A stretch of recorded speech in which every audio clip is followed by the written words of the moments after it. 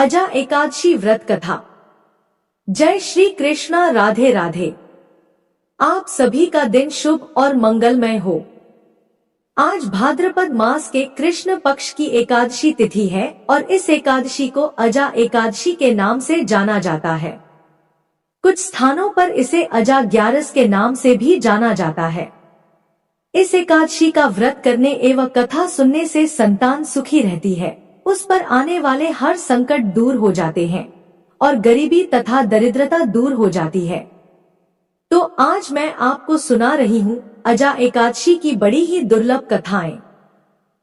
किंतु एक बात का विशेष ध्यान रखिएगा, इन कथाओं को पूरा सुनने से ही सभी मनोकामनाएं पूर्ण होती हैं। कथाओं को आधा अधूरा सुनने से पूर्ण फल प्राप्त नहीं होता है। तो आइए बड़ी ही श्रद्धा और प्रसन्न चित्त मन से इन कथाओं को सुनते हैं। अर्जुन ने भगवान श्री कृष्ण से कहा है, पुंडरीकाक्ष, मैंने श्रावण शुक्ल एकादशी अर्थात पुत्रदा एकादशी का सविस्तार वर्णन सुना। अब आप कृपा करके मुझे भाद्रपद माह के कृष्ण पक्ष की एकादशी के विषय में भी बतलाइए। इस एकादशी का क्या नाम है तथा इसके व्रत का क्या विधान है? इसका व्रत करने से किस फल की प्राप्ति होती है?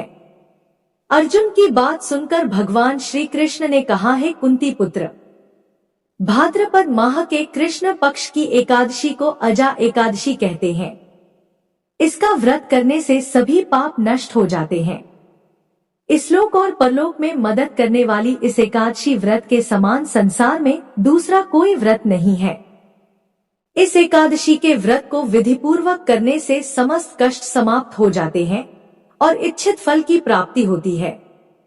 व्यक्ति को पुनर्जन्म के आवागमन से मुक्ति मिलती है, पूर्वजन्म की बाधाएं दूर होती हैं और अंत में परमधाम जाने का अवसर मिलता है। भगवान श्री कृष्ण ने कहा है कि इस व्रत को सात्विक मानकर एवं विधि पूर्वक करने से प्राणी आवागमन के चक्र से मुक्त हो जाता है। इस एकादशी के व्रत का फल अद्भुत है। श्रीहरि विष्णु भगवान की पूजा करके इस व्रत का महात्म्य पढ़ने और सुनने से अश्वमेध यज्ञ का फल प्राप्त होता है। भगवान श्री कृष्ण ने कहा है, अर्जुन, अब ध्यान पूर्वक इस एकादशी के महात्म्य का श्रवण करो। भगवान श्री कृष्ण कहते हैं, हे अर्जुन, पौराणिक काल में भगवान श्री राम के वंश में अयोध्या नगरी में एक चक्रवर्ती राजा हरिश्चंद्र नाम के हुए थे। राजा अपनी सत्यनिष्ठा और ईमानदारी के लिए प्रसिद्ध थे। एक बार देवताओं ने इनकी परीक्षा लेने की योजना बनाई। राजा ने स्वप्न में देखा कि ऋषि विश्वामित्र को उन्होंने अपना राजपाट दान कर दिया है। सुबह विश्वामित्र वास्तव में उनके द्वार पर आकर कहने लगे, तुमने स्वप्न में मुझे अपना राज्य दान कर दिया। राजा ने सत्यनिष्ठ व्रत का पालन करते हुए संपूर्ण राज्य विश्वामित्र को सौंप दिया। दान के लिए दक्षिणा चुकाने हेतु राजा हरिश्चंद्र को पूर्व जन्म के कर्म फल के कारण पत्नी, बेटा और खुद को बेचना पड़ा। हरिश्चंद्र को एक डोम ने खरीद लिया जो श्मशान भूमि में लोगों के दाह संस्कार का काम करवाता था। स्वयं वह एक चांडाल का दास बन गया। उसने उस चांडाल के यहाँ कफन लेने का काम किया, किंतु उसने इस आपत्ति के काम में भी सत्य का साथ नहीं छोड़ा। जब इसी प्रकार उसे कई वर्ष बीत गए तो उसे अपने इस नीच कर्म पर बड़ा दुख हुआ और वह इससे मुक्त होने का उपाय खोजने लगा। वह सदैव इसी चिंता में रहने लगा कि मैं क्या करूं, किस प्रकार इस नीच कर्म से मुक्ति पाऊं। एक बार की बात है, वह इसी चिंता में बैठा था कि गौतम ऋषि उसके पास पहुंचे। हरिश्चंद्र ने उन्हें प्रणाम किया और अपनी दुख भरी कथा सुनाने लगे। राजा हरिश्चंद्र की दुख भरी कहानी सुनकर महर्षि गौतम भी अत्यंत दुखी हुए और उन्होंने राजा से कहा, हे राजन, भादो माह के कृष्ण पक्ष की एकादशी का नाम अजा एकादशी है। तुम उस एकादशी का विधान पूर्वक व्रत करो तथा रात्रि को जागरण करो। इससे तुम्हारे सभी पाप नष्ट हो जाएंगे। महर्षि गौतम इतना कहकर वहां से चले गए। अजा नाम की एकादशी आने पर राजा हरिश्चंद्र ने महर्षि के कहे अनुसार विधान पूर्वक उपवास तथा रात्रि जागरण किया। इस व्रत के प्रभाव से राजा के सभी पाप नष्ट हो गए। उस समय स्वर्ग में नगाड़े बजने लगे तथा पुष्पों की वर्षा होने लगी। उन्होंने अपने सामने ब्रह्मा, विष्णु, महेश तथा देवेंद्र आदि देवताओं को खड़ा पाया। उन्होंने अपने मृतक पुत्र को जीवित तथा अपनी पत्नी को राजसी वस्त्र तथा आभूषणों से परिपूर्ण देखा। व्रत के प्रभाव से राजा को पुनः अपने राज्य की प्राप्ति हुई। वास्तव में एक ऋषि ने राजा की परीक्षा लेने के लिए यह सब कौतुक किया था, परंतु अजा एकादशी के व्रत के प्रभाव से ऋषि द्वारा रची गई सारी माया समाप्त हो गई और अंत समय में हरिश्चंद्र अपने परिवार सहित स्वर्ग लोक को गया। हे राजन, यह सब अजा एकादशी के व्रत का प्रभाव था। जो मनुष्य इस उपवास को विधान पूर्वक करते हैं तथा रात्रि जागरण करते हैं, उनके सभी पाप नष्ट हो जाते हैं और अंत में वे स्वर्ग को प्राप्त करते हैं। इस एकादशी व्रत की कथा के श्रवण मात्र से ही अश्वमेध यज्ञ के फल की प्राप्ति हो जाती है। अब आइए श्रवण करते हैं ग्यारस माता की कथा। इस कथा के बिना व्रत अधूरा माना जाता है। एक बार की बात है, एक राज्य में एक राजा रहा करता था। राजा बहुत ही बुद्धिमान और बलशाली था। वह सदैव अपनी प्रजा का बहुत ही अच्छे से ध्यान रखता था। प्रजा भी अपने राजा को बहुत पसंद करती थी। राजा की 2 बेटियां थी। राजा अपनी दोनों बेटियों से बहुत ही प्रेम किया करता था। राजा की दोनों बेटियां बहुत ही सुंदर थी, लेकिन राजा की छोटी बेटी देखने में अधिक सुंदर और धार्मिक प्रवृत्ति की थी। वह 12 मास ग्यारस माता की पूजा और व्रत किया करती थी। सभी लोग राजा की छोटी बेटी से बहुत प्रेम करते थे और खूब प्रशंसा भी किया करते थे। वह बोलने में बहुत ही अच्छी थी। राजा भी अपनी छोटी बेटी को बड़ी बेटी से कुछ ज्यादा ही प्रेम करता था, जिस कारण राजा की बड़ी बेटी को अपनी छोटी बहन से नफरत होने लगी। समय के साथ राजा की दोनों बेटियां बड़ी हो गई। तब एक पड़ोस के राज्य में रहने वाला राजकुमार राजा की बड़ी बेटी के लिए रिश्ता लेकर आया। जैसे ही उस राजकुमार की नजर राजा की छोटी बेटी पर पड़ी तो वह राजकुमार छोटी बेटी पर मोहित हो गया और उसी से विवाह करने के बारे में सोचने लगा। उस राजकुमार ने राजा की बड़ी बेटी के साथ विवाह करने से मना कर दिया और राजा से कहा कि आप बुरा ना मानो तो मैं आपकी छोटी बेटी से विवाह करना चाहता हूँ। जब यह बात राजा की बड़ी बेटी को पता चली तो वह अपनी छोटी बहन से और भी ज्यादा नफरत करने लगी। राजा की बड़ी बेटी अपनी छोटी बहन को अपना सबसे बड़ा दुश्मन मान लेती है और वह मन ही मन अपनी छोटी बहन से बदला लेने का निर्णय कर लेती है, जिसके चलते उसने सोचा कि छोटी बहन को जान से मार देती हूँ।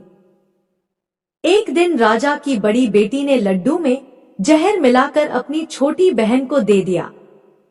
छोटी बहन ने वो लड्डू खा लिया, लेकिन लड्डू खाने के बाद भी छोटी बहन को कुछ भी नहीं हुआ।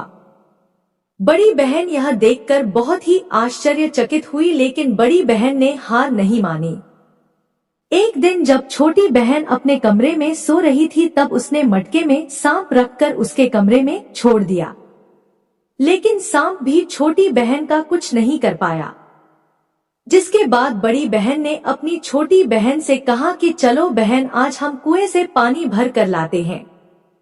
तो छोटी बहन अपनी बड़ी बहन के कहे अनुसार उसके साथ पानी लेने के लिए चली गई। जैसे ही वह पानी कुएं से निकालने लगी तो बड़ी बहन ने उसे कुएं में धक्का दे दिया, लेकिन ग्यारस माता के आशीर्वाद से वह सकुशल बाहर निकल आई।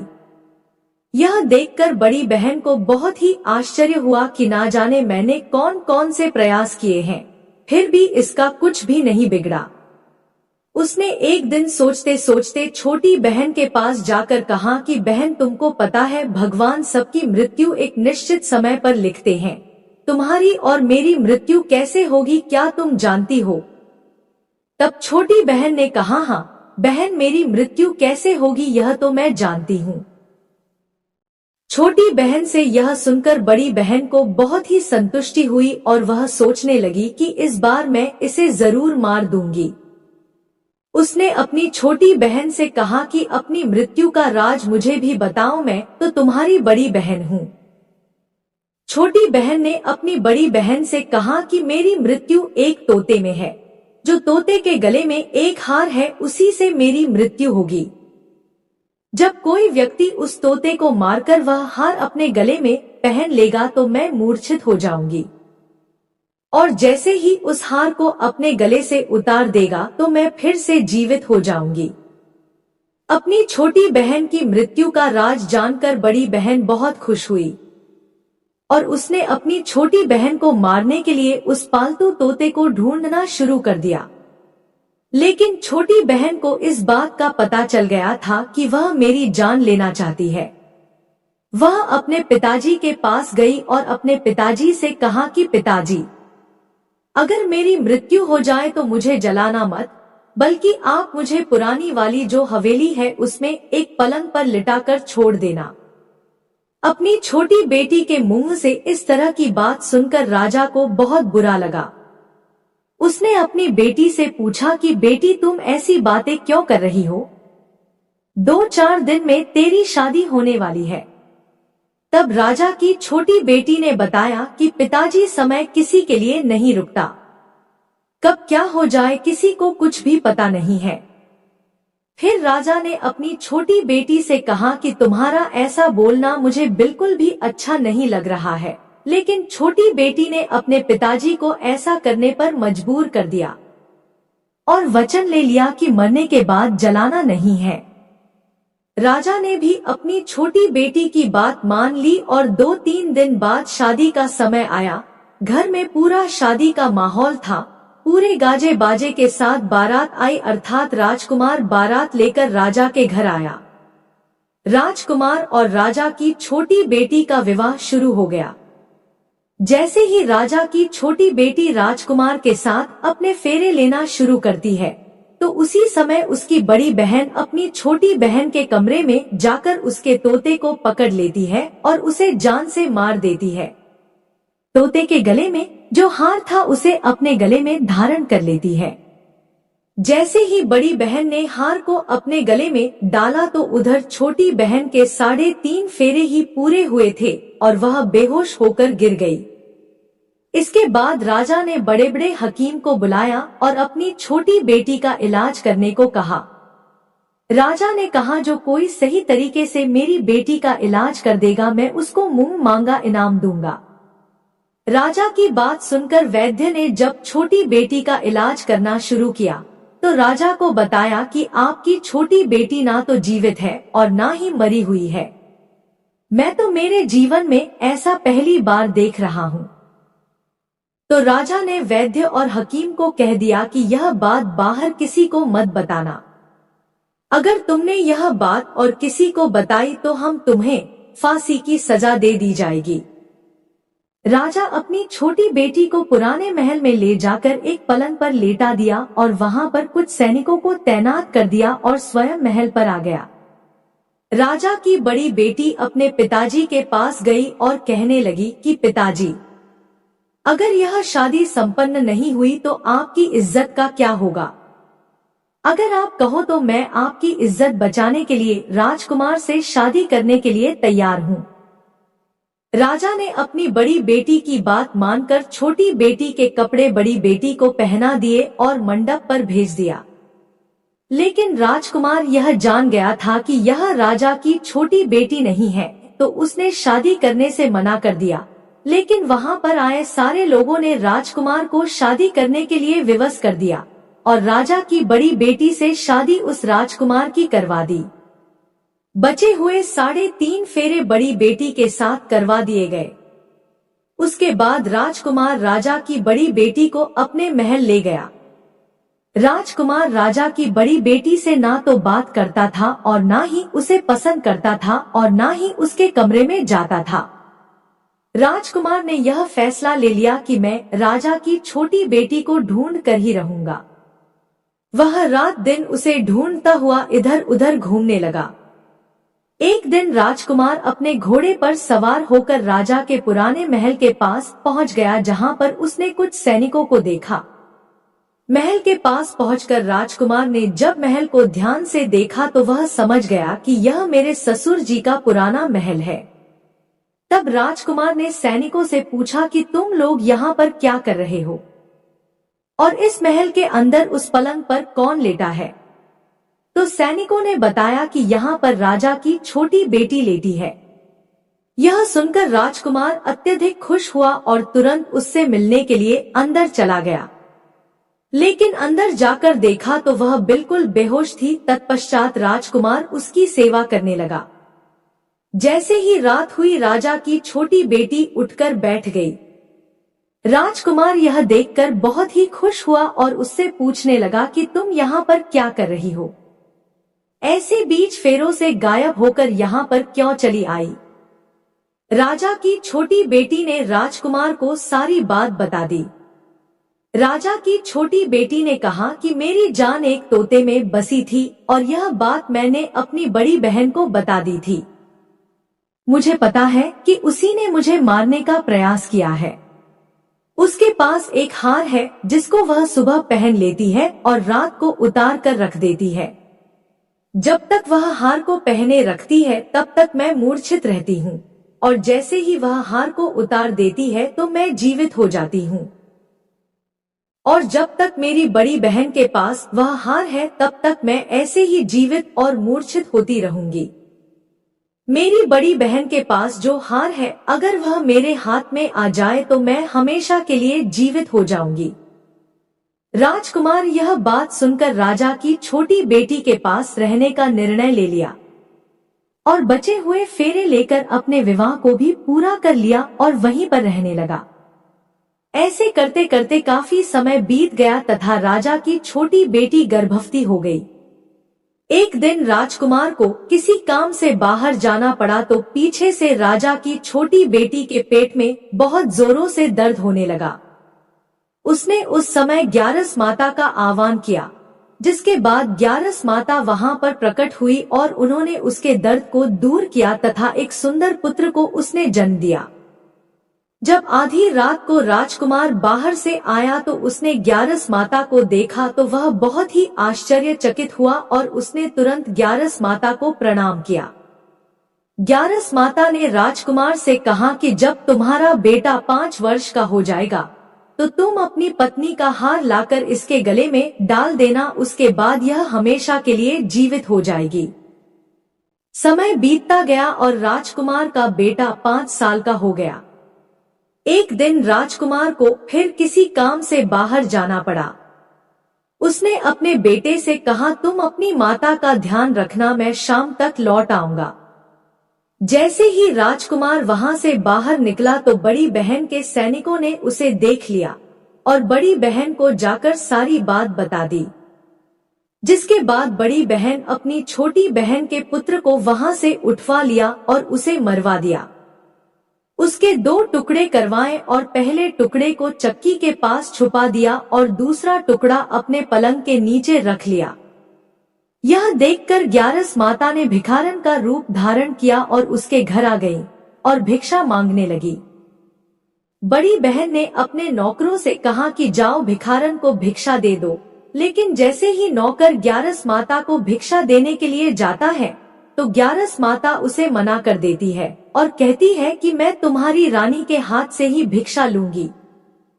नौकर ने अंदर जाकर कहा कि रानी वह हमसे भिक्षा नहीं ले रही है, बोल रही है कि मैं रानी से ही भिक्षा लूंगी। जब बड़ी बहन स्वयं भिक्षा देने के लिए भिखारिन बनी ग्यारस माता के पास आती है, उससे पहले ही ग्यारस माता एक बिल्ली का रूप बनाकर उसके कमरे में चली जाती है। वहां पर जो छोटी बेटी के पुत्र का एक टुकड़ा था वह उठा लेती है और दूसरा चक्की के पास से उठाकर जीवित कर देती है और वहां से लेकर चली जाती है। ग्यारस माता राजकुमार को सारी बात बताकर उन्हें उसका बेटा सौंप देती है। राजकुमार अपने बेटे को लेकर उस बड़ी बहन के पास जाता है और उससे कहता है कि इस बच्चे का अच्छे से ध्यान रखना।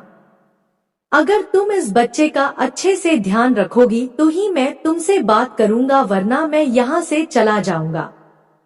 एक दिन राजकुमार ने अपने बेटे से कहा कि तुम ऐसा करो, तुम्हारी बड़ी माँ के गले का वो हार मांग लो, तुम्हारी जिद की वजह से वह तुम्हें दे देगी। अपने पिताजी के कहे अनुसार लड़का अपनी बड़ी माँ के पास जाकर कहता है कि बड़ी माँ, मुझे तुम्हारे गले का हार चाहिए। यह सुनकर उसकी माँ को पहले तो बहुत गुस्सा आता है, पर उसको याद आता है कि राजकुमार ने कहा है कि अगर मैं इस बच्चे का अच्छे से ध्यान रखूंगी तो ही वह मुझसे बात करेंगे। वह सोचती है कि छोटी बहन अब तक तो मर गई होगी, उसे जला भी दिया होगा, अब कौन सी जिंदा होने वाली है। यही सोचकर वह हार को अपने गले से निकालकर उस बच्चे को दे देती है। वह बच्चा उस हार को ले जाकर अपने पिताजी को दे देता है। राजकुमार अपने बेटे और उस हार को लेकर वहां से चला जाता है और जाते हुए कहकर जाता है कि तुम हमारे लिए खाना बनाकर तैयार रखना, मैं शाम को आकर तुम्हारे साथ ही खाना खाऊंगा।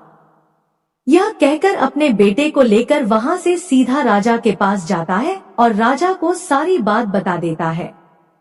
राजा अपनी बड़ी बेटी की यह करतूत सुनकर बहुत ही क्रोधित होते हैं और अपनी परवरिश को दोष देने लगते हैं। राजा राजकुमार को अपनी छोटी बेटी के साथ रहने का आदेश देते हैं। राजकुमार वह हार लेकर छोटी रानी के पास जाता है और उसके गले में वह हार डाल देता है, जिससे वह जीवित हो जाती है और दोनों बहुत ही खुश होते हैं। राजकुमार अपने बेटे और पत्नी को लेकर अपने राज्य में चला जाता है। इस तरह ग्यारस माता की कृपा से राजा की छोटी बेटी को अपने जीवन में आई तमाम मुसीबतों से छुटकारा मिल जाता है और वह सुखपूर्वक जीवन व्यतीत करने लगती है। एक बार प्रेम और बोलिए ग्यारस माता की जय।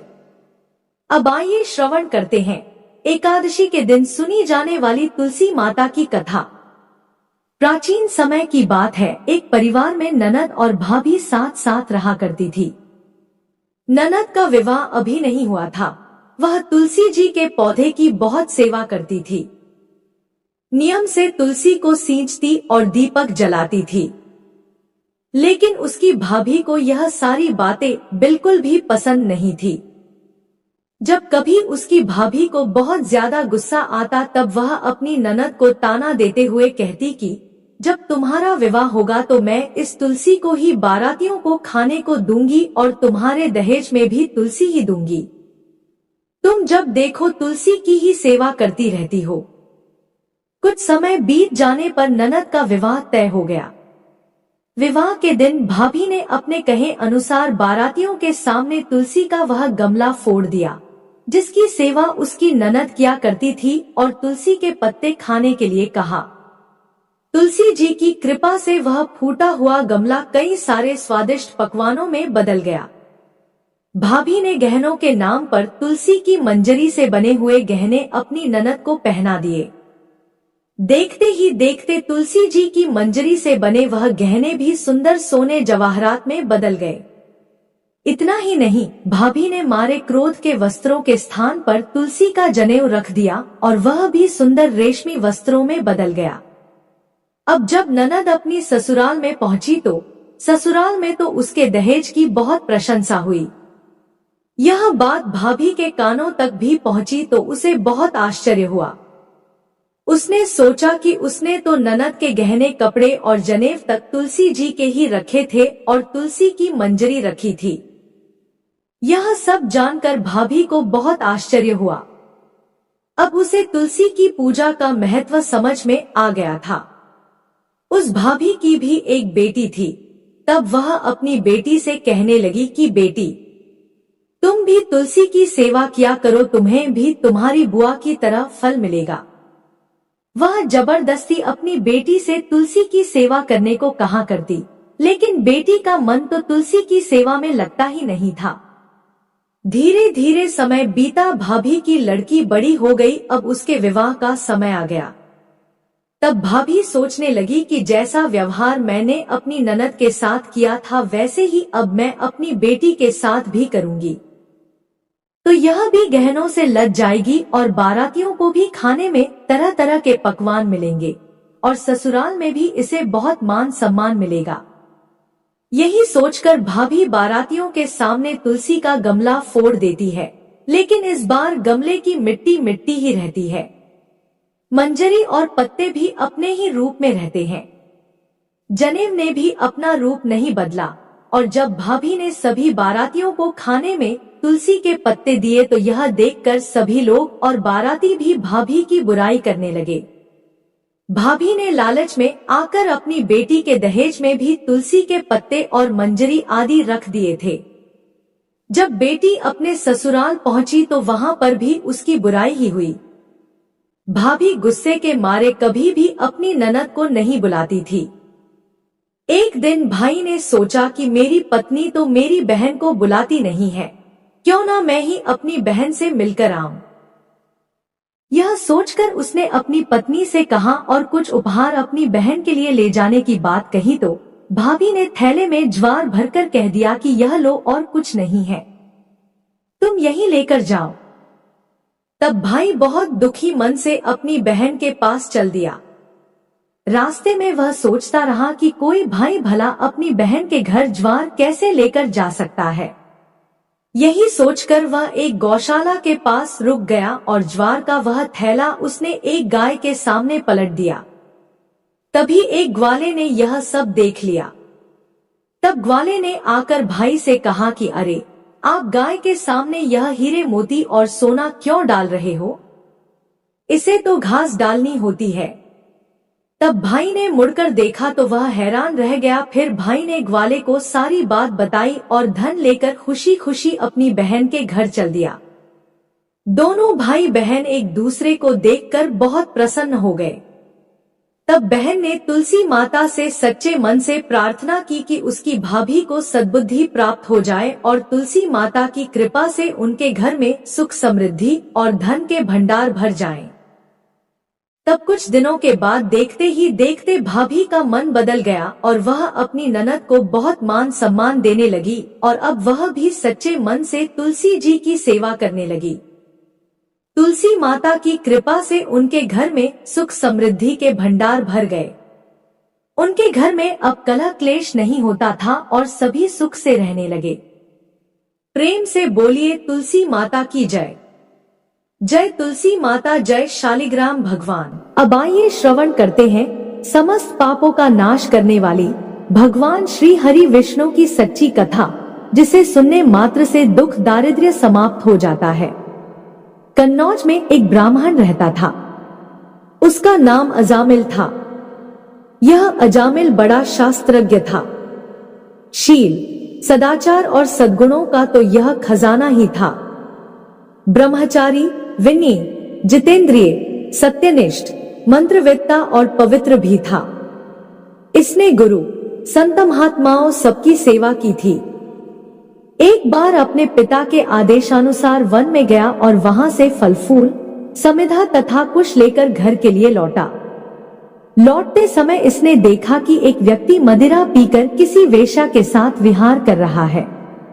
वेश्या भी शराब पीकर मतवाली हो रही है। अजामिल ने पाप किया नहीं, केवल आंखों से देखा और काम के वश हो गया। अजामिल ने अपने मन को रोकने की बहुत कोशिश की लेकिन नाकाम रहा।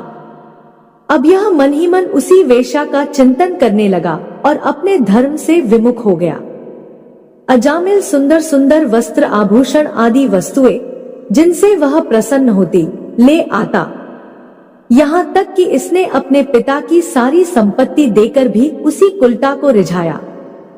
यह ब्राह्मण उसी प्रकार की चेष्टा करता जिससे वह वेश्या प्रसन्न हो।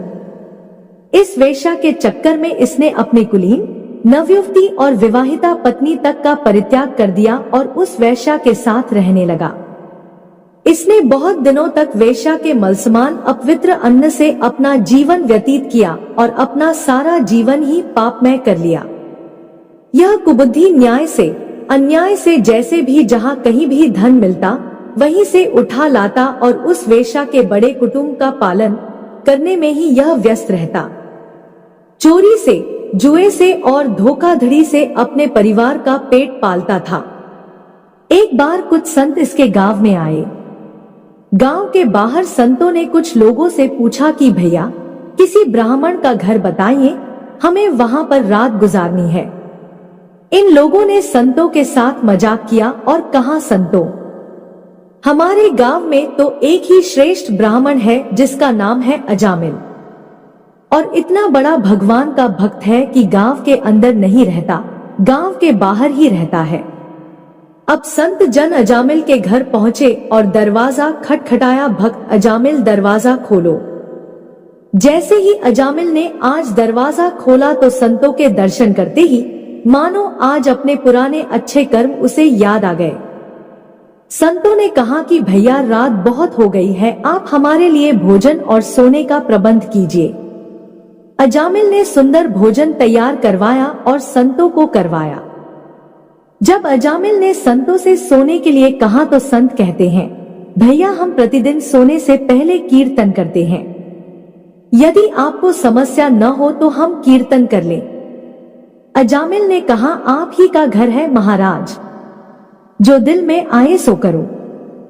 संतों ने सुंदर कीर्तन प्रारंभ किया और उस कीर्तन में अजामिल बैठा। सारी रात कीर्तन चला और अजामिल की आंखों से खूब आंसू गिरे, मानो आज आंखों से आंसू नहीं पाप धुल गए हैं। सारी रात भगवान का नाम लिया।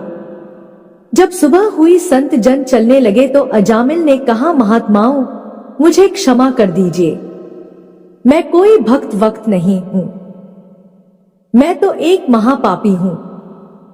मैं वैश्या के साथ रहता हूं और मुझे गांव से बाहर निकाल दिया गया है। केवल आपकी सेवा के लिए मैंने आपको भोजन करवाया, नहीं तो मुझसे बड़ा पापी कोई नहीं है। संतों ने कहा, अरे अजामिल, तूने ये बात हमें कल क्यों नहीं बताई, हम तेरे घर में रुकते ही नहीं। अब तूने हमें आश्रय दिया है तो चिंता मत कर, ये बता तेरे घर में कितने बालक हैं। अजामिल ने बता दिया कि महाराज 9 बच्चे हैं और अभी ये गर्भवती है।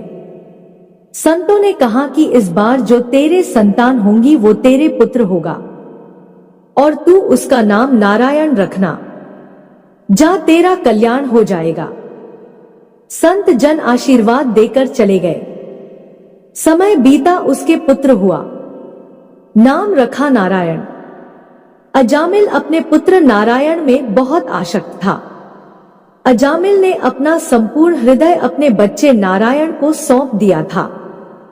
हर समय अजामिल कहता था, नारायण भोजन कर लो, नारायण पानी पी लो, नारायण तुम्हारा खेलने का समय है, तुम खेल लो।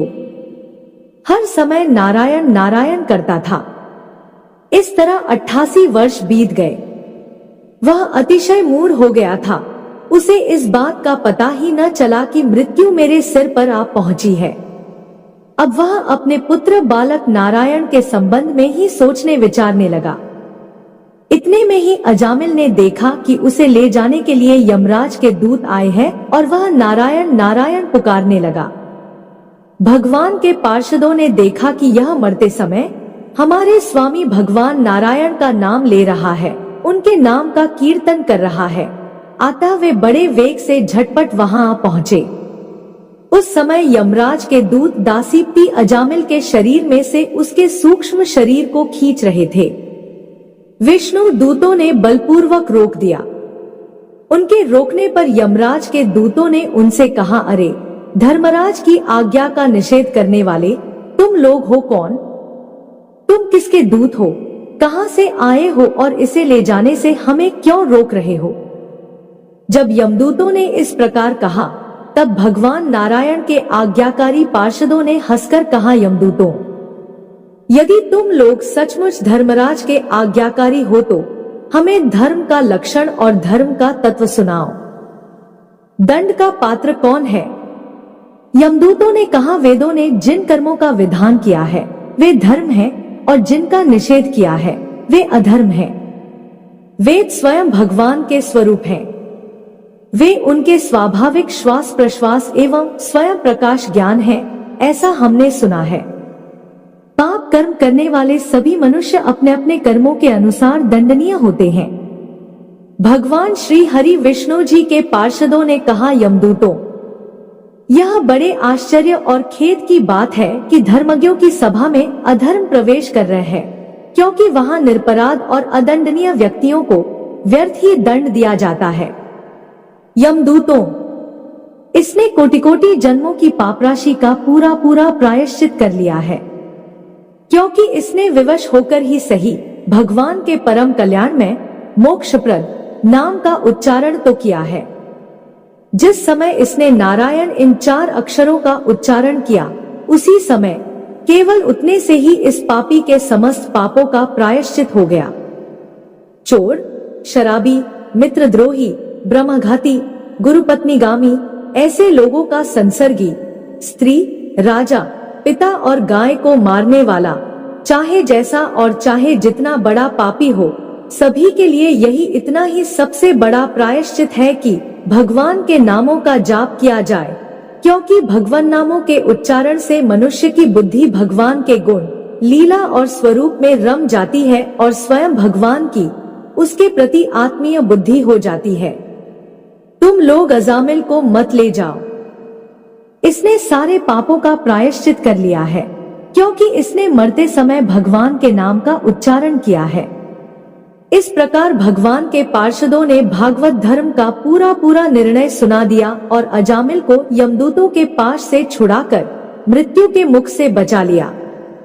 भगवान की महिमा सुनने से अजामिल के हृदय में शीघ्र ही भक्ति का उदय हो गया। अब वह अपने पापों को याद करके बड़ा पश्चाताप करने लगा। अजामिल मन ही मन सोचने लगा, अरे मैं कैसा इंद्रियों का दास हूँ। मैंने एक दासी के गर्भ से पुत्र उत्पन्न करके अपना ब्राह्मणत्व नष्ट कर दिया। यह बड़े दुख की बात है। धिक्कार है, मुझे बार बार धिक्कार है। मैं संतों के द्वारा निंदित हूँ, पापात्मा हूँ। मैंने अपने कुल में कलंक का टीका लगा दिया।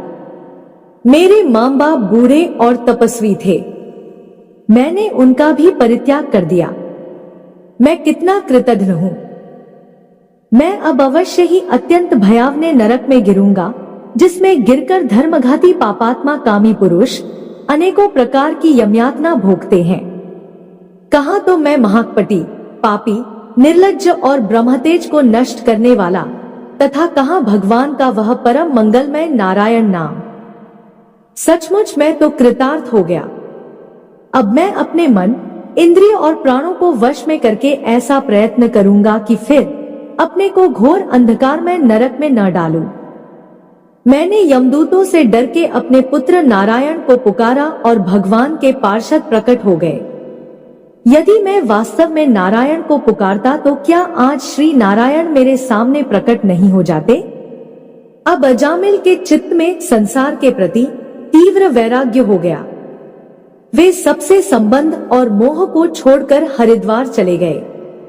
उस देवस्थान में जाकर वे भगवान के मंदिर में आसन पर बैठ गए और उन्होंने योग मार्ग का आश्रय लेकर अपनी सारी इंद्रियों को अन्य विषयों से हटाकर मन भगवान श्री हरि विष्णु में लीन कर लिया और मन को बुद्धि में मिला दिया।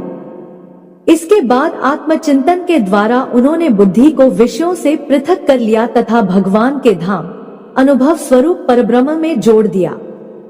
इस प्रकार जब अजामिल की बुद्धि त्रिगुणमयी प्रकृति से ऊपर उठकर भगवान के स्वरूप में स्थित हो गई, तब उन्होंने देखा कि उनके सामने वे ही चारों पार्षद जिन्हें उन्होंने पहले देखा था खड़े हैं। अजामिल ने सिर झुकाकर उन्हें नमस्कार किया। उनका दर्शन पाने के बाद उन्होंने उस तीर्थ स्थान में गंगा के तट पर अपना शरीर त्याग दिया और तत्काल भगवान के पार्षदों का स्वरूप प्राप्त कर दिया। अजामिल भगवान के पार्षदों के साथ स्वर्णमय विमान पर आरूढ़ होकर आकाश मार्ग से भगवान लक्ष्मीपति के निवास स्थान वैकुंठ को चले गए। जय श्री कृष्णा, राधे राधे। अगर वीडियो पसंद आई तो हमारे चैनल को सब्सक्राइब करें। धन्यवाद।